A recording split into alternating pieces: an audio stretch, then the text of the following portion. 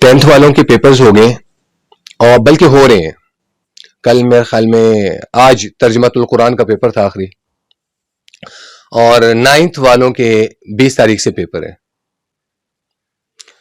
تو اکثر اسٹوڈنٹس جو ہیں وہ آ کے مجھے کہہ رہے ہوتے ہیں کہ سر امتحان میں کامیابی کا نا وظیفہ بتا دیں. تو میں انہیں بڑا ہنستے ہوئے کہتا ہوں کہ بھائی جب میں اسٹوڈنٹ تھا نا تو اس وقت ہمارے امتحانات میں جو کامیابی کا سب سے بڑا وظیفہ ہوتا تھا نا وہ ہوتا تھا ڈنڈا پیر. تو آج کل آپ لوگ ہیں برگر بچے ہیں, ممی ڈیڈی بچے ہیں, تو آپ نے وہ مارے نہیں کھائیں, تو لہذا مولا بخش یا وہ ڈنڈا پیر جو ہے نا وہ تو نہیں چل سکتا. اور دوسرا سب سے بڑا جو وظیفہ ہے نا محنت کا اور امتحان میں کامیاب ہونے کا, وہ محنت ہے. سارا سال آپ پڑھیں نہیں اور کہیں کہ اینڈ میں نا مصلی بچھا لیں اور جے نماز بچھا لیں اور کہیں یا اللہ کامیاب کر, یا اللہ کامیاب کر, یا اللہ کامیاب کر, اور بورڈ کے پیپروں میں آپ لکھ کے کچھ بھی نہ ہے, وہاں آپ بلینک شیٹ چھوڑ کر ہیں اور کہیں اللہ معجزہ کر. ایسا اللہ مسبب الاسباب, اللہ کن فیکون کا مالک ہے, اللہ کے لیے کوئی چیز بعید نہیں ہے. لیکن اللہ نے بھی ایک کانسٹیٹیوشن دیا قرآن میں, وَلَيْسَ لِلْإِنسَانِ إِلَّا مَا سَعَىٰ, انسان جتنا سٹرگل کرے گا ہم اس کو اتنا ریوارڈ ضرور دیں گے. انسان کو اس کی کوشش کا جو پھل ہے وہ لازمی ملے گا. اب مسلمان جو ہے وہ اٹھا کے ہاتھ بیٹھ جائے, یا اللہ تو دے, یا اللہ تو دے, یا اللہ تو دے.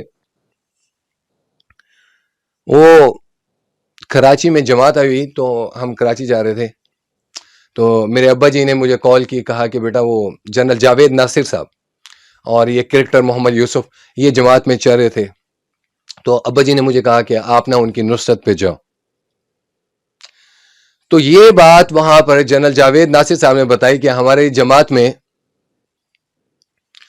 وہ تقوی اور توحید اتنی بیان کی جاتی ہے تبلیغی جماعت میں, اور نو ڈاؤٹ حق بھی ہے بیان کی جائے.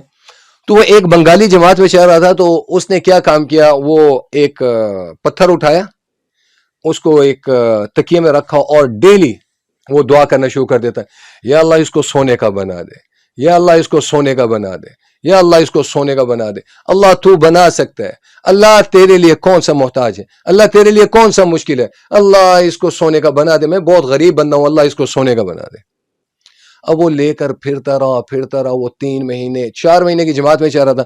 جب وہ 2-3 ماہ گزر گئے تو بزرگوں کو پتہ چلا, تو بزرگوں نے بتایا کہ بھائی اللہ کرنا چاہے, اللہ کے لیے کوئی چیز مشکل نہیں ہے, لیکن اس طرح نہیں. آخر اس نے نا وہ پتھر اٹھا کر پھینک دیا, کہ اس نے کہا یہ تو سونے کا نہیں بنتا. اسباب عادی اور مادی اور وسائل, دیز آر نیسیسریز, یہ لازمی ہے. پھر محنت کرنے کے بعد اس کے بعد سارا کچھ آپ اللہ پر چھوڑ دیں. اللہ اپنی طرف سے محنت کے ہر چیز پوری کر دی ہے, اسباب پورے کر دی ہیں, محنت پوری کی ہے, امتحان میں بھی اچھا دی ہے, لیکن اب اللہ اس میں آپ برکت فرما دیں, آپ کرم فرما دیں. اینی ہو, یہ تو ایک ترغیباً اور ترہیباً میں نے آپ سے بات کی. تو وظیفے کے حوالے سے آپ ایک کام کیا کریں کہ جس وقت آپ کوئی بھی سبق یاد کرنے لگتے ہیں تو آپ اسے پڑھنے سے پہلے یا علیم یا حکیم, یا علیم یا حکیم, یا تو اپنی پیشانی پر ایسے ہاتھ رکھ کر یا اپنے سینے پر ہاتھ رکھ کر یہ 11 ٹائم اول آخر ایک دفعہ درشی پڑھ کے 11 ٹائم یا علیم یا حکیم یہ پڑھنے کے بعد, اور 3 دفعہ رب زدنی علما رب زدنی علما رب زدنی علما یہ پڑھ کر اپنے سینے پر دم کر دیا کریں, یا پیشانی پہ ہاتھ رکھ کر ایسے ہاتھ پہ دم کر کے اپنی پیشانی پر پھیر دیں. اور سوتے ہوئے ایک معمول بنا لیں, آپ 7 مرتبہ سورۃ علم نشرح, یہ والدین اپنے بچوں کے لیے بھی کر سکتے ہیں اور بچے اپنے لیے خود بھی کر سکتے ہیں. 7 مرتبہ سورۃ علم نشرح پڑھ کر اپنے سینے پر دم کر کے سو جایا کریں, اور اس چیز کو معمول بنیں. اللہ رب العزت کی ذات آپ کو امتحانات میں کامیابی عطا فرمائے گی, لیکن محنت شرط ہے. پھر کہہ رہا ہوں محنت شرط ہے. یا وجیہتی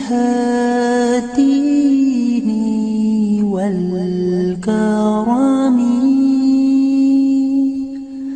وحلیف العلم والحکم